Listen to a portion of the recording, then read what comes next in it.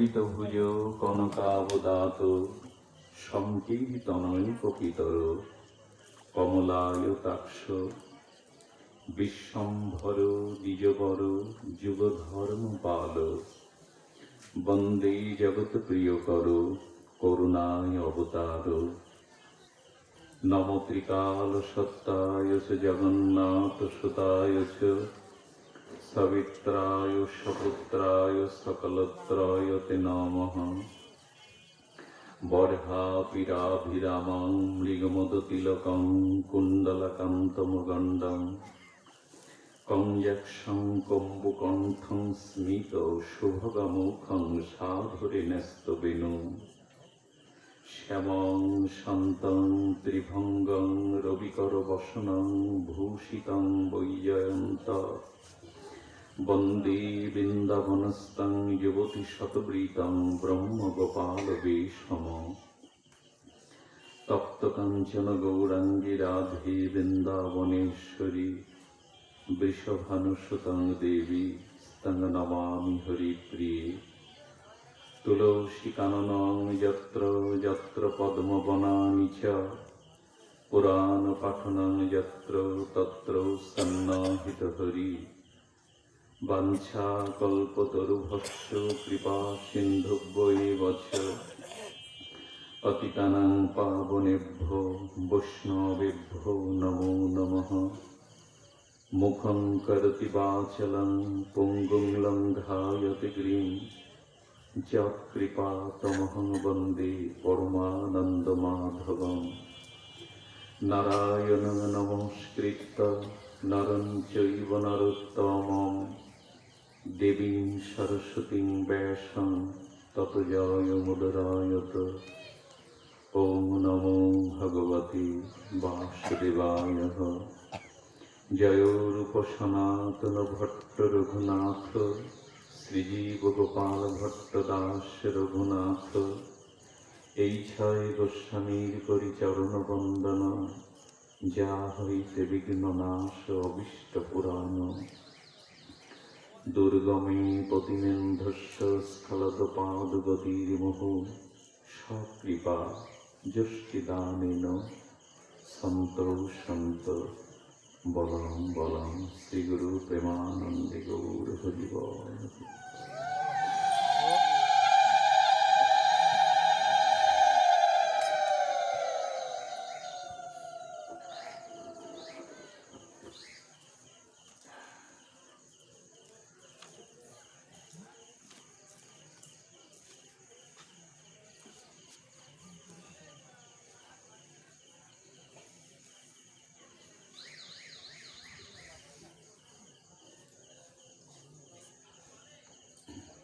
নাম চিন্তামণি। কৃষ্ণ চৈতন্য রস বিগ্রহ পূর্ণ শুদ্ধ নিত্য মুক্ত অভিন্ন আত্মানুমীন। গোলকের প্রেমধন হরিনাম সংকীর্তন রতিনা জন্মিল কেনে তাই। সংসার বিষানলে দিবা নিশি হিয়া জলে জোড়াইতে না হইন উপায়। কলিপাবন অবতার প্রেম পুরুষোত্তম স্বয়ং ভগবান পরতত্ত্ব সীমা। রসরাজ মহাভাব মিলিত তনু রাধা ভাবদ্যুতি সুবলিত তনু। পরম করুণা করুণালয় সৃষ্টি নদিয়া বিহারী গৌর হরি। পতিত উদ্ধারণ দয়াল নিতাই চাঁদের অপার অনুকম্পায়। ব্রজ নবযুবদন্দ রাধা মাধবী রহিত কি করুণায়। বঙ্গ বসুন্ধরার চণ্ডীপুরস্থিত রাধা মাধবীর অপ্রাকৃত চিন্ময় শ্রীমন্দির অঙ্গনে আজকের এই সুমঙ্গল মাঙ্গলিক পরম আয়োজন হরিকথা সুধা যজ্ঞে এই বেদিতে যোগপীঠে শুভারম্ভে अस्मादीय श्री गुरुपाद पद्म विश्ववंदित पावन पदरेणु पंडित मध्याह्न श्री श्री राधा कुंड मंडलेर সর্বাধ্যক্ষ অনন্ত বিভূষিত শ্রী রাধারানীর পরমা কিঙ্করী গৌরীয় গগনের উজ্জ্বল নক্ষত্র নিত্যলীলা প্রবিষ্ট শ্রী বিষ্ণুপাদ ছিল 108 অনন্ত দাস বাবাজি গুরু মহারাজের চরণ বন্দনাপূর্বক ইতিপূর্বে ব্যাসাসন অলঙ্কৃত করে অমীয় ভাগবতীয় সুধা যজ্ঞে যারা পূর্ণাহুতি দিয়েছেন সেই ভাগবত আচার্যবৃন্দ, সংকীর্তন আচার্যবৃন্দ, অনুরাগ বিদগ্ধ মহাপ্রভুর প্রিয় ভক্তবৃন্দ, কল্যাণিয়া স্নেহময়ী মাতৃমণ্ডলী, আপনাদের সকলের চরণে বন্দনাপূর্বক দণ্ডবাদ প্রণতি জ্ঞাপন করি। শ্রীল নরোত্তম ঠাকুর দাস মহাশয় তিনি আক্ষেপ করছেন দৈনবদিকায়। তার আক্ষেপটা হলো সংসার বিষানলে দিবানিশি হিয়া জলে জোড়াইতে না কইনু উপায়। বিষ এবং অনল এই যুগপৎ দুটি বস্তুতে আমরা দগ্ধীভূত, কিন্তু অনুভব নাই। বিষ এবং অনল যুগপৎ এই দুটি বস্তুতে আমরা দগ্ধীভূত, কিন্তু অনুভূতি নাই। কেন নাই জানেন? সংসারে বলছেন বিষ আর অনল। আচ্ছা, কোন মানুষকে যদি বিষাক্ত বিষ প্রয়োগ করা হয় এবং সাথে সাথে যদি তার দেহে অগ্নি প্রজ্বলিত করা হয়, বিষ এবং অনল এই দুটির যুগপৎ দগ্ধীভূত যন্ত্রণা যেমন তাকে মুমূর্ষু প্রায় যন্ত্রণা কাতর বেদনা বিধুর করে, বলছেন সংসার বিষানলে আমরাও এরকম পুড়ছি, জ্বলছি। অনুভূতি আছে আমাদের, খেয়ে পড়ে মেখে মাখিয়ে ভালোই তো আছি সংসারে। বিষ অনলের জ্বালা তো অনুভব হয় না। কেন হয় না জানেন? সর্পের মুখের যে বিষ থাকে, এই বিষটি সর্পকে ক্ষতি করে? সর্পকে মেরে দেয়? কোনোদিন দেয় না। বিষাক্ত সর্পের মুখগহ্বরে যে বিষ থাকে ওটা সাপকে মারে না, কিন্তু বিষটা অন্যের শরীরে প্রয়োগ করার সাথে সাথে যন্ত্রণা শুরু হয়। যতদিন সদ্গুরুদেবের কৃপায় শ্রবণাঙ্গ কীর্তনাঙ্গ নববিধা ভক্তির মধ্যে প্রবেশ না করছে, ত্যাগ বৈরাগ্য না আসছে, ততদিন এই বিষ অনলের অনুভূতি সে পায় না। ঠাকুরমশাই দৃষ্টান্ত নিজেই দিয়েছেন। কামে যার হতচিত নাহি মানে নিজ হিত, মনের না ঘুচে দুর্বাসনা। তার মানে শল্য চিকিৎসক যখন কোন রোগীর অস্ত্রোপচার করে, তখন তার বুকটা তো 10 ইঞ্চি 15 ইঞ্চি চিরে ফেলে দেয়। হার্ট অপারেশন করছে, কত রক্তারক্তি, কত সেলাই। আচ্ছা, রোগীর দেহে প্রাণ আছে তো, মৃত হলে তো অপারেশনের প্রয়োজন হতো না। প্রাণ থাকতে ওই জায়গার বেদনাটা, কাটা ছেঁড়াটা, রক্তারক্তিটা রোগী বুঝতে পারে না। কেন পারে না? এই জন্য যে ওইখানটা শল্য চিকিৎসক তার কিছু ঔষধাদি দিয়ে ওইখানটা অবশ করে নিয়েছে। তেমন কামনা বাসনায় আমাদের চিত্তটা এত অবশ, এই বিষানলের দগ্ধীভূত যন্ত্রণা আমরা উপলব্ধি করতে পারছি না। সাপের মুখের বিষ সাপকে মারে না, বা অন্য প্রাণীর শরীরে নিক্ষেপিত করলেই তো যন্ত্রণা কাতর হয়।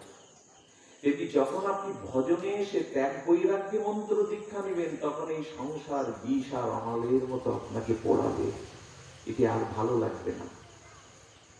ঠাকুর মশাইয়ের কথা নয় তো, ভজন অনবেদ্য রস দিয়ে গড়ায় শব্দগুলো।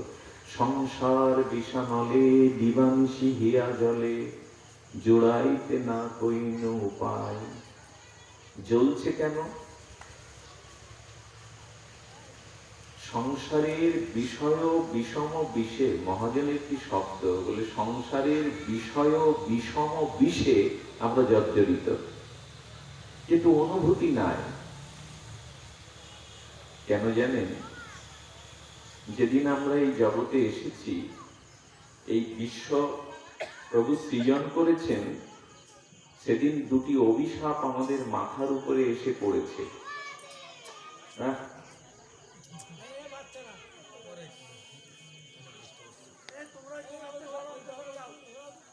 যেদিন আমরা এই জগতে ভূমিষ্ঠ হয়েছি না, এই জগৎ সৃষ্টি হয়েছে মা, দুটি অভিশাপ আমাদের মাথার উপরে এসে পড়েছে। সেই দুটি অভিশাপের নাম হলো অনিত্যতা আর সসুখ বাসনা।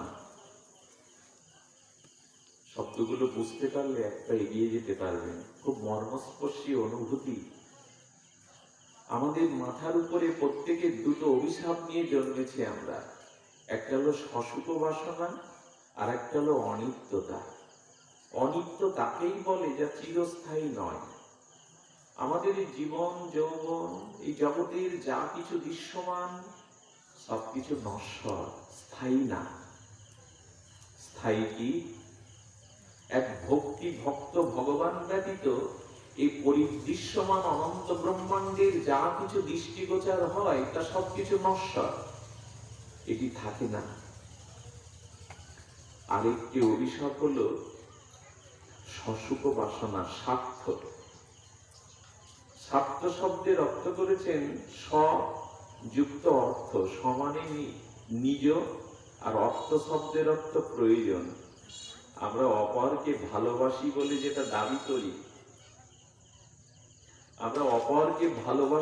যেটা দাবি করি, স্ত্রী পুত্র শরীর বন্ধু বান্ধবের মধ্যে যে মমতা ভালোবাসা আসক্তি, এটা কিসের জন্য জানেন? একটু বুঝে নিলে দুপা এগিয়ে যাবেন, আজই এগিয়ে যাবেন। আত্মনস্ত কামায়া সর্বং প্রিয়ং ভবতি। আমরা সকলের কাছ থেকে সুখটা পাই, আদায় করে নিতে পারি, তাই ওদের রেখেছি। ওদের কাছ থেকে সুখ না আদায় করতে পারলে কাউকে রাখতাম না। কি মর্মান্তিক শব্দ দিয়েছে বলুন তো। এই জগতে আমরা নিঃস্বার্থ হতে পারি না, প্রায়শ এদের দেখা পায় না। এই জগতে সম্পর্কের সাথে, সম্বন্ধের সাথে পেছনে একটা অভিশাপ জুড়ে দেওয়া হলো সসুখ বাসনা। নিজের প্রয়োজনে, নিজের সুখের তাগিদে সবাইকে ভালোবাসি। যেদিন যে বস্তু থেকে আর সুখ পাবো না, সে বস্তু আর ভালোবাসবো না। নিজের প্রয়োজনে সবাই সবাইকে ভালোবাসে। সুখটা যেদিন দিতে পারবে না, আর তাকে মনে রাখার প্রয়োজন নাই। এরই নাম স্বার্থ। নিঃস্বার্থ পরায়ণতার দৃষ্টান্ত জগতে দুটি, তিনজন নয়। নিঃস্বার্থতার পরিচয় জগতে দুটি, তিনটি নয়। এক পিতা মাতা, তারা সন্তানকে যে মায়ের বুকের অমৃত পীযুষ দুগ্ধ সন্তানকে যখন মা দেয় না অধরে দিয়ে, ওটাতে কোনো স্বার্থ নাই। আর একটা হলো পরোপকারী, যারা অন্যের কল্যাণ করতে গিয়ে নিজের কোনো প্রতিদান চায় না। তবে বলা ভালো, পিতা মাতার মনেও সূক্ষ্মভাবে কোনো না কোনো বাসনা থাকে। ছেলেটা বড় হবে, আমাকে ফেলবে না, এর একটা সূক্ষ্ম বাসনা থাকে না? ছেলেটা বড় হবে বুঝি আমাকেও ফেলবে না, দেখবে, এর একটা সূক্ষ্ম বাসনা লুকিয়ে থাকে। একেবারে নিঃস্বার্থতা হয় না। বাচ্চাগুলো খেলছে, ওদেরকে একটু বড়দের দিয়ে একজন গিয়ে একটু নিষেধ করে আসুন। তো কি বলছেন? বলছেন যে নিঃস্বার্থতার দৃষ্টান্ত। আর এখন যে কাল কবলিত অন্ধকার সময়ে আমরা এসেছি, এখন পরোপকারী পাওয়া তো মুশকিল। কোনো কিছু তো করবে। বাবা একটু সাউন্ডটা কমিয়ে দাও তো, সামান্য একটু। এখন মানুষ মানুষের নিঃস্বার্থতার পরিচয় দিতে পারে না। যেটুকু সে যা কিছু করে কারো জন্য, ভেতরে সূক্ষ্মাতি সূক্ষ্মভাবে কোনো বাসনা থেকে যায়। এই জন্য আমাদের চিত্ত এই কামনা বাসনায় বড় আতুর, ব্যাঘাতুর। এই জন্য আমরা শান্তি পাই না। বিষ অনালের যন্ত্রণা, জন্ম মৃত্যু জরা ব্যাধি অভিশাপ, এ আমাদের বুঝবে না। বুঝতে গেলে না বলে স্বার্থ শূন্য হতে হবে। এই জগৎটা স্বার্থ দিয়ে গড়া, আমরা পারি না, নিঃস্বার্থতার পরিচয় আমরা দিতে পারি না। আর এই নিঃস্বার্থ না হলে না, কৃষ্ণ ভক্ত, শিব ভক্ত, কালী ভক্ত এগুলো অনেক দূরে। আগে ভদ্রও হতে পারবেন না। স্বার্থ থাকলে ভদ্র হওয়া মানে তো ভক্ত হওয়া তো অনেক দূরের কথা। ভক্ত অনেক পরে, আগে তো ভদ্র হও। তো ভদ্র হতে গেলে নিঃস্বার্থ হতে হবে, সেটা আমরা পারি না। তো আমাদের লোভ লালসা কেমন জানেন? দার্শনিকরা বলেছেন, কোন সর্প যখন ভেগকে পেছন থেকে আক্রমণ করে, ভেগ মানে ব্যাংকে যখন বিষাক্ত সরস্বতী সর্প আক্রমণ করে পেছন দিয়ে, তখন তো ধীরে ধীরে গলৎকরণ করে, ধীরে ধীরে গিলতে থাকে। যখন সামান্য একটু বাকি আছে, ব্যাঙের মুখটা তো সামনে, ও কি করে জানেন?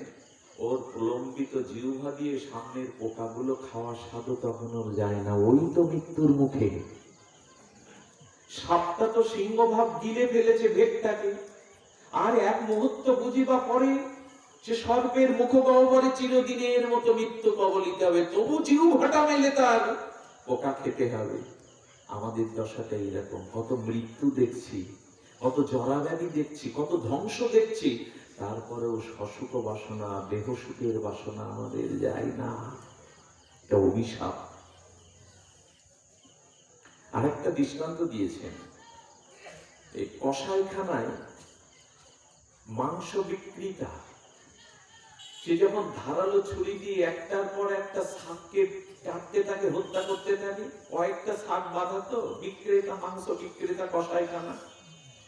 তো যে শাকটার একেবারে ছুরি দিয়ে দিল, ফিঙ্কি দিয়ে রক্ত উঠলো, বুঝিবা ঘরটা মুন্ডটা ছটফট করছে, এর পরের পালা যে শাকটা, সে বসে বসে দিব্য ঘাস চিবাচ্ছে, কুটো চিবাচ্ছে। ও যদি উপলব্ধি করতো এর পরের পালা আমার, ওর খাবার কথা মনে থাকতো। আমরা মৃত্যু দেখি, জরা দেখি, ধ্বংস দেখি, তবু আমাদের লোভ লালসা গেল না। একটু বাস্তবতার নিরিখে বলি, আমাদের ভোগ বাসনা কেমন জানেন? ৭৫ বছর বয়সের যে বুড়ো, তার চুলকালি করা লাগে এখন পরে। ওর কাছে জিজ্ঞাসা করুন তো যে তোমার এই সময় চুলকালির কি প্রয়োজন? তার মানে ওর ভেতরের বাসনা এখনো যায়নি। বিধবারাও চুলকালি করে জানেন এখন। যে সময়টা চলে এসেছি, যে সময়টা চলে এসি, কোথায় 23 বছরের ছেলে ডোরা কাটা, রিং করা, হাফাতা গেঞ্জি গায়ে দিয়ে দেয়, 80 বছরের বৃদ্ধ রিং করে। এগুলো কিসের নমুনা? দেখবেন মারা যখন যায় তখন মুখটা বড় করে হা হয়ে মারা যায়, চোখ দুটো বড় বড়। কেন জানেন? ওকে দেখেই বলে দেওয়া যায় ওকে আবার আসতে হবে, ওর পিপাসা যায়নি। মৃত্যু পরে কোন জ্ঞানী ব্যক্তি কারো মুখের ছবিটা দেখে বলে দিতে পারে একে আবার আসতে হবে, এর ভোগ বাসনা, এর অদম্য পিপাসা আজও যায়নি, বড় হা হয়ে মারা গেল। তার মানে জগতের বাসনা মেটেনি। এটা বলা যায় আবার তাকে জন্ম মৃত্যু চক্রে আবর্তনে আসতে হবে, মুক্তি নেই। আমাদের লালসা, আমাদের বিষম বিষয় বিষয়ের বাসনা যায়নি, যায়নি বলেই আমাদের এত যন্ত্রণা, এত বিষময় জ্বালা। এই জন্য উপায় একটা আছে।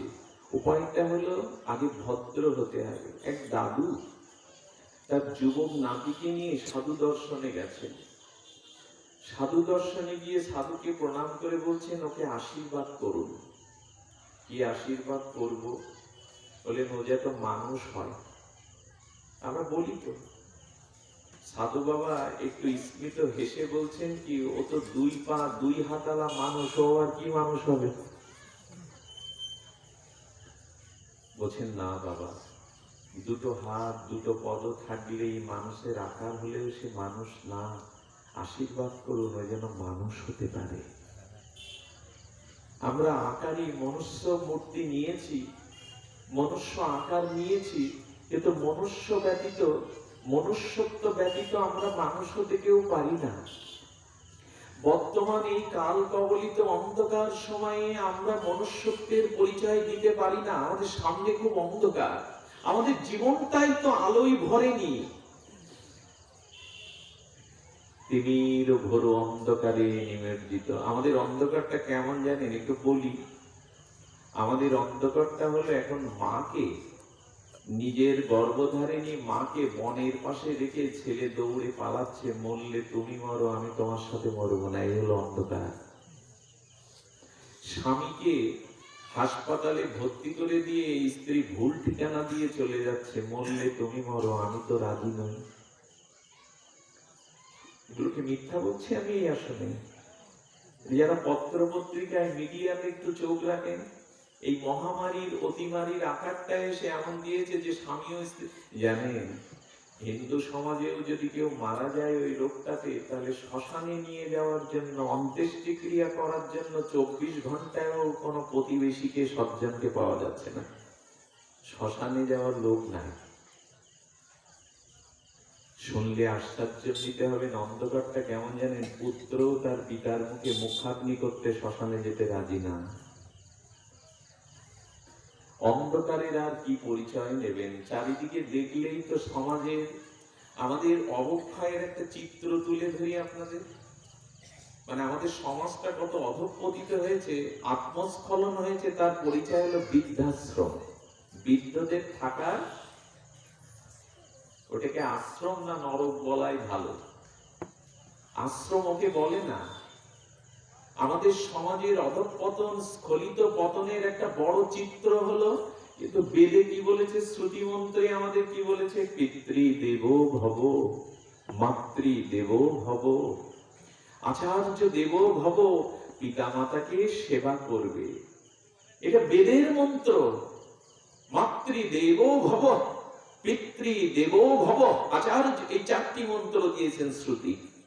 পিতা মাতাকে সেবা করবে, পিতা মাতাকে সম্মান করবে, তাদের জীবনের সকল কিছু দায়ভার গ্রহণ করে তাদের চরণে নিজের মস্তকটা নত রাখবে। সেই পিতা মাতাকে রেখে আসা হয় বৃদ্ধাশ্রমে। এটা সমাজের অধঃপতনের একটি দৃশ্য মাত্র।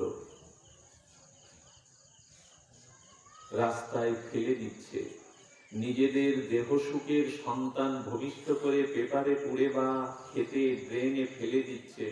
ওইগুলো নিয়ে এখন অনাথাশ্রমের সংখ্যাও বেড়ে যাচ্ছে। এই অনাথাশ্রম আর বৃদ্ধাশ্রম বলে দিচ্ছে আমাদের সমাজের কি রূপ, কতটা স্খলন হলে, অধঃপতন হলে। এই দুটোই তার প্রমাণ। এই কথাগুলো আমার ভালো লাগছে না, তাহলে কি বলবো? বলে এর থেকে বেরোবার পথ কি? এই স্বার্থ অভিশাপ থেকে, সংসার থেকে দুমা প্রগতির পথে, ভক্তির পথে, মুক্তির পথে আমাদের এগিয়ে যাওয়ার পথ কি? বলো, পথ তো একটাই খোলা। ভয়ান দ্বিতীয় বিপদ বিপর্যয় স্মৃতি। তোমার স্মৃতি বিপর্যয় ঘটে গেছে। এখন প্রায় মানুষগুলো মানসিক বিকারগ্রস্ত। মানুষের মানসিক রূপটা বাড়ছে। মানুষ এখন সুস্থ নয়, মানসিকভাবে সুস্থ নয়। পিতাকে হত্যা করতে পারে? ঐশী নামের মেয়েটা বাবা মাকে ঘুমের বড়ি খাইয়ে বিশ্ববিদ্যালয়ের ছাত্রী, তার ঢাকার মতো রাজধানীতেই পড়াশোনা করেছে, কোনোবা নামী বিশ্ববিদ্যালয়ে। বাবা মাকে ঘুমের বড়ি খাইয়ে বুকে 18 বার ছুরিয়াঘাত করে মেরে বস্তায় করে বাথরুমে কেটে দেয় নিজের সন্তান। এটা মানসিক বিকারগ্রস্ত নয় কি? পিতামাতাও তো সন্তানকে হত্যা করে বস্তায় পুরে ফেলে দিচ্ছে। স্বামী বিদেশ থেকে মাথার ঘাম পায়ে ফেলে স্বপ্নের জাল বুনে স্ত্রীর কাছে রেমিটেন্সে টাকা পাঠায়। আমার সন্তানটাকে দেখো, ঘরটাকে সামলে রেখো। সন্তানটাকে 22 খণ্ড করে আর নদীতে ফেলে দিয়ে অন্য কারো হাত ধরে সে পালায়। এই হলো অন্ধকার। এসব কথা ভাগবত কথা না। কেন বলছি জানেন? আমাদের ভূমিকাটা না করলে তো, তার উপরে ভিতটা না গড়লে তো তার উপরে স্মৃতির সৌধ করা যাবে না। রানা প্লাজার মতো ভেঙে আমাদের ভিতটাই নষ্ট হয়ে গেছে। কামনা বাসনায় জর্জরিত আমরা। এগোবেন কি করে? আলোর পথ তো নাই, আমাদের অন্ধকারের মধ্যেই আছে। অন্ধকার থেকে আলোয় ফিরা। সে ঋষি বলে দিয়েছেন, ভারতীয় ঋষিরা অপরোক্ষ অনুভূতির মন্ত্রে বলে দিয়েছেন, অসতমা সদ্গময়া তমৌসমা জ্যোতির্গময়া মৃত্যুম অমৃতম গময়া বিরা বীরময় দিনা। এ মন্ত্র আমাদের হৃদয়ে যায়নি। ওগো, অসৎ থেকে সতের পথে এসো, অন্ধকার থেকে আলোর পথে এসো, মৃত্যু থেকে অমৃতের মন্ত্রে দীক্ষা নাও। এ মন্ত্র আমাদের কানে যায়নি। আমরা ক্ষুদ্র ছাত্রের মধ্যে এখন বড় কুক্ষিভূত। আমরা করেছি মাকড়সার জাল, আমরা পাখির বাসা তৈরি করিনি। একটা ভালো দার্শনিক দৃষ্টান্ত চলে এলো। মাকড়সা জাল করে কেন জানো বাবা? নিজ সুখের জন্য। এই যে কথাটা বলছি, সসুখ বাসনা, নিজের ভোগের জন্য গালের লালা দিয়ে শিল্পের মতো করে মাকড়সা জাল বনে। বনে তো বাবা, বনে কেন জানেন? এইখানে বসে বসে নিজ ভোগ্য বস্তু আস্বাদন করবো আর সুখে থাকবো। এই জন্য মাকড়সা কিছুদিন পরে ওই নিজ ভোগ্য, আবার বলি নিজ ভোগ্য কামনা বাসনার জালে নিজেই আটকে পড়ে শুকিয়ে মরে পড়ে থাকে। পাখিগুলো কি করে? ছোট ছোট ঠোঁটে ক্ষুদ্র ক্ষুদ্র কুটোগুলো এনে বিভিন্ন জায়গা থেকে একটা সুন্দর শিল্পের মতো করে পাখি বাসা বাঁধে। বাসা বাঁধে কেন জানেন? ভোগের জন্য না। ওই ছোট্ট ডিম দুটিকে তা দিয়ে শাবকটা যখন একটু পাখনা মেলবে, তখন এই বাসায় বসে ভোগ করবো না, নীল নীলিমায় সবুজ বনাঞ্চলে উড়ে বেড়াবো মুক্ত হয়ে। বাসায় ও ভোগের জন্য বাসা বাঁধে না, কর্তব্যের জন্য বাসা বাঁধে। কিন্তু মাকড়সা নিজের ভোগ প্রবৃত্তির জন্য জাল বনে। এই জন্য শুকিয়ে মরে থাকে, পাখিটা নীল নীলিমায় ডানা মেরে উড়ে যায়। আমরা সব মাকড়সার মতো জাল বুনেছি নিজের ভোগের জন্য, কামনা বাসনার জন্য। এই জন্য ওর থেকে আমাদের মুক্তি নাই। আচ্ছা মা, মাকড়সার জালগুলো কেউ যত্ন করে রাখে তো? মাকড়সার জাল পেলে কি করে? সবাই ভেঙে দেয়, মুছে দেয়। কিন্তু পাখির বাসাগুলো সহজে ওটা থাকুক। আমরা নিঃস্বার্থ হতে পারিনি, আমরা ভোগ বাসনা ত্যাগ করতে পারিনি। ও যতই বাইরে হাত পা ছোড়াছড়ি করুন, যতই লাফালাফি গড়াগড়ি দিন, চিত্ত শুদ্ধি না হলে কিছু হবে না। নিঃস্বার্থ। এই জন্য বারবার ভগবান বলে দিয়েছেন, আমাদের গোস্বামীগণ বারবার বলেছেন, অন্ন বিলিষিতা সন্ন্যাং জ্ঞানাক্কার মনাবৃতাম আনুকূল্যেন কৃষ্ণ অনুশীলন ভক্তির উত্তমা। কি মার্মিক শব্দ! অন্য বিলাস ত্যাগ করো, নিজের দেহ সুখের। আমরা এই মন্ত্রে দীক্ষা নিয়েছি। শ্যামসুন্দর পণ্ডিতের একটা কথা মনে পড়লো, আমরা কেমন জানো? তোমরা না আমার মতো মাদিস অভজন জীব যারা, কেমন বলছেন কি, এক মুসলমান ভদ্রলোক মারা যাচ্ছে, তো সেই যুবক তো তার সুন্দরী প্রেয়সী যুবতীকে বলছে, দেখো আমাদের শাস্ত্রে তো বহু বিবাহের ব্যবস্থা আছে, তা আমি মরে গেলে যেন তুমি খুব তাড়াতাড়ি টুক করে আর কারো হাত ধরো না, বিয়ে করো না। ওর কবরে গিয়ে চৈত্র বৈশাখের খর তপ্ত দগ্ধিত তাপে ঘরমাক্ত হয়ে ও তাল পাতার পাতা দিয়ে কবরে বাতাস দেয়। পাশের মেয়েরা বউরা বধুরা বলে, কি প্রতিভক্তি গো, নিজে রৌদ্র পুড়ে আর এই চৈত্র বৈশাখের খরতাপে স্বামীর কবরে শান্তির জন্য পাখা দিয়ে নির্মল বাতাস দিচ্ছে। ওই গ্রামের এক বধূকে ডেকে তখন ওই বেগম বলছে, আমি যে কেন বাতাস দিই তা তোরা জানিস না। বাতাস দিয়ে এই জন্য, উনি যখন বললেন আমি মরে গেলেই টুক করে একটা কারো হাত ধরো না, বিয়ে করো না, আমি জিজ্ঞাসা করেছিলাম কতদিন বিয়ে করব না, বলে যাও, একা তো বাঁচা যাবে না। বলেছিলেন যতদিন আমার কবরের মাটিটা শুকিয়ে ধুলো না হয় ততদিন বিয়ে করো না, তাই ধুলো যাতে হয় তাড়াতাড়ি বাতাস দিচ্ছি। আমরা এই দলের লোক। সুন্দরী যুবতী স্ত্রী মারা গেল, বুঝিবা বরমালা দিয়ে, বুঝিবা বরণ করে দিয়ে, দুই হাতে হাত দিয়ে, লাল সুতোর গিট দিয়ে, শাড়ি ধুতিতে গিট দিয়ে, কত বাঁধন টাধন দিয়ে বলল, যদি দাং হৃদয় তব তদি দাং, কত তোমার হৃদয় আমার হৃদয়, গিট দিয়ে দিল। শাড়িতে ধুতিতে গিট, হাতে হাত দিয়ে, কাপড় দিয়ে, লাল সুতো দিয়ে গিট। 1 বছর যেতে পারে না, কোডে উঠে বলে একসাথে থাকা সম্ভব নেই। এত গীত, এত বাঁধন কোথায় গেল? এই সংসারটা অনিত্য। আগেই বলেছি, সসুখ বাসনায় ভরা।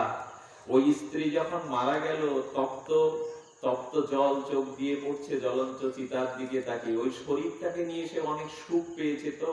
প্রেয়সী প্রণয়নী যুবতী স্ত্রী তখন নোনা জল চোখ দিয়ে গড়িয়ে পড়ছে আর বলছে কি, আর কাউকে ভালোবাসবো না, আমার ভালোবাসা আশায় আশায় সব শেষ। 2 মাস যেতে পারে না বাবা, বাড়িতে এসে অন্য সুরে গান গায়, একা কি বাঁচা যায়? আবার আরেকজনকে ঠকায়, আবার আরেকজনের হাত ধরে, বলি এই নাম সংসার। বলে কি করতে হবে? এর থেকে বেরোবার উপায় কি? ব্রহ্মা বলেছেন। ব্রহ্মা বলেছেন ওই শিশুগুলোকে একজন আটকান না, একটু ওদের একটু দূরে গিয়ে খেলতে বলুন। ভাগবত আসলে শিশুদের বেমানান, ওদের সব জায়গায় মানায়। ওরা না থাকলে কি সুখ হয়, আনন্দ হয়? উচ্ছল তরঙ্গে হাস্যে লাস্যে কুদতে ওরা তো আনন্দই করবে, কিন্তু ভাগবত আসলে শিশুদের বড় বেমানান। ওদের বিয়ে বাড়িতে, পার্কে, দুর্গাপুজোর প্যান্ডেলে ওদের খুব মানাবে। ভাগবত আসলে শিশুদের, ওই শিশুকে গর্ভ থেকে হরিনাম দিয়ে ট্রেনিং দিতে হবে যে হরি কথা হলে চুপ